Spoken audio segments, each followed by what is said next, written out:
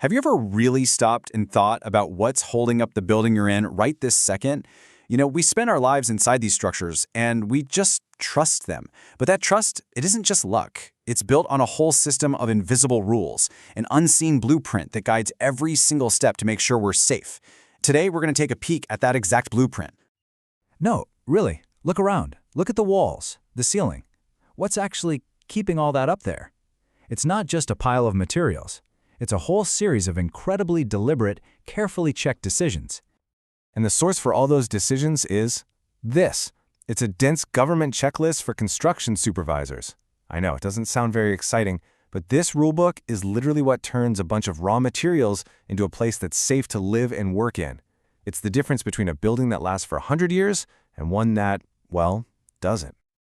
Okay, so let's get into it. We're going to walk through the 5 main pillars of construction that this guide lays out. We'll start with the unseen groundwork, move to building the bones, then creating the shell, installing the living systems, and wrap up with the final paper trail that keeps everybody honest. First things first, the unseen groundwork. A building's real strength starts where you can't even see it. Long before any crews show up, there's this critical phase of prep work that happens below the surface that sets the stage for everything, and I mean everything, that follows. So the supervisor's first job is basically to be a detective. They have to scout the site for any hidden dangers, like underground water pipes or electrical lines. Hitting one of those would be a disaster. At the same time, they have to get the city to come out and officially mark the property lines just to make sure the building actually ends up where it's supposed to. And get this, even something as simple as putting dirt back in a hole is a whole science. It's called backfilling. The dirt can't have any organic stuff in it, like roots, because that stuff decays and makes the ground unstable. You have to lay it down in thin layers, just 20 centimeters at a time, and each layer gets watered and packed down super tight before the next one goes on top. It's all about making sure the ground we put back is just as solid as the ground that was always there. All right, with that solid groundwork in place, it is time to build the skeleton. This is where we get into the real heavy lifting, the concrete and steel. And this is where the supervisor turns into this relentless inspector of these 2 fundamental materials. And when I say relentless, I am not kidding. The checklist has pages and pages just on checking the quality of concrete. You might think it's just rocks and sand and cement, but this rule book treats it like a complex chemical equation. Just listen to some of these rules. The cement has to be fresh. If it's over 6 months old, you can't use it without retesting it. The water can't just be any old water. It has to be clean, with no oils or acids. The gravel, or aggregate, has to be totally free of soft bits like clay. And when you mix it all up, it's got to churn for at least 2 full minutes. It's all about that perfect consistency. And it's the exact same deal with the steel bars, the rebar, that give concrete its incredible strength. The bars have to be totally clean, no loose rust or oil that would stop the concrete from grabbing onto them. When you bend them into shape, you have to do it cold. If you use a torch, you actually change the chemistry of the steel and make it weaker. And then all those bars have to be tied together tightly with a specific wire and held up on these little spacers to make sure they're perfectly centered inside the concrete. Now don't worry, I'm not going to quiz you on this, but this table just gives you a little taste of the technical precision we're talking about. These are the exact recipes for different strengths of concrete. It is not guesswork, it's pure chemistry and physics, measured down to the kilogram. Okay, this is one of my favorite little details. You can't just drop concrete from any height when you're pouring it. The maximum height is 2 meters. Why? Well, if it falls too far, the heavy gravel separates from the lighter cement and sand on impact. That creates weak spots in the final product. It's just a perfect example of how every single tiny action is governed by foresight. All right, the bones are in place. Now it's time to create the skin. We're moving from the raw structure to the shell, the walls, the roof, the windows, everything that turns that skeleton into a real shelter and protects it from the outside world. What's so wild here is how different materials demand completely different rules. So for concrete blocks, the mortar joints between them can't be more than 15 millimeters thick. But for bricks, it's a much tighter 10 millimeters.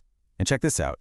Concrete blocks have to be dried for 2 weeks before you can use them, but bricks have to be soaked in water for an hour before you lay them. 2 totally opposite procedures, but both are absolutely essential for getting a strong bond. The roof, of course, is the building's main line of defense, and the rules are super smart. You have to drill the holes for bolts a little bit bigger than the bolt itself. That gives the metal sheets room to expand and contract with the temperature without cracking. The sheets have to overlap by at least 150 millimeters for a watertight seal. And get this, the laps have to face away from the direction the wind usually blows, so that driving rain gets blown over the joint, not forced underneath it. So, a building isn't really a living space until it has its vital systems, right? This part of the process is all about installing the building's arteries and veins, the plumbing, the electrical, the sewer lines, everything that makes it a functional place for people. Let's talk about the sewer system, something we all depend on but hopefully never see. The pipes can't just be tossed into trench. They have to lie on a soft bed of sand to protect them from cracking. They also have to have this perfect, consistent slope, at least 1 centimeter down for every 100 centimeters forward, so gravity can just do all the work. And the dirt used to bury them has to be free of any sharp rocks. And when it comes to electricity, the rules are all about safety and preventing accidents down the road. Any cables outside have to be buried at least 40 centimeters deep. But that's not all. They also have to be run inside a protective pipe, like a conduit, to shield them from, say, someone digging in their garden years from now. It's all about planning for things you can't even predict.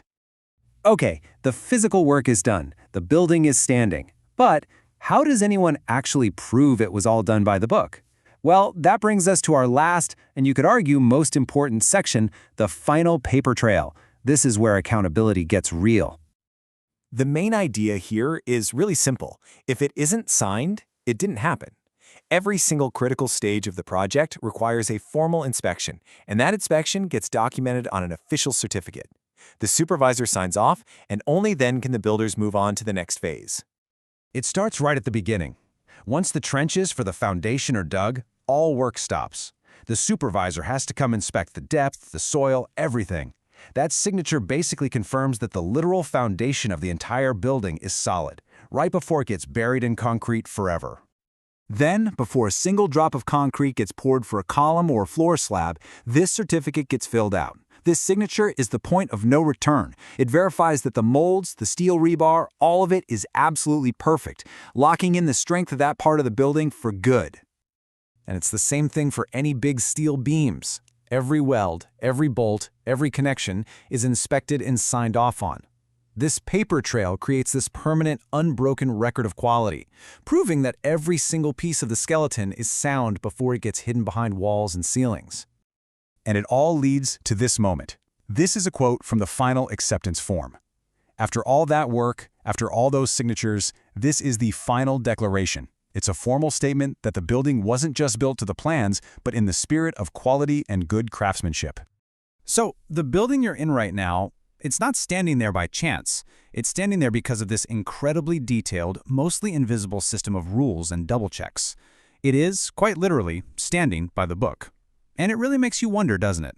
What other invisible systems, what other secret rule books are out there quietly keeping our world running?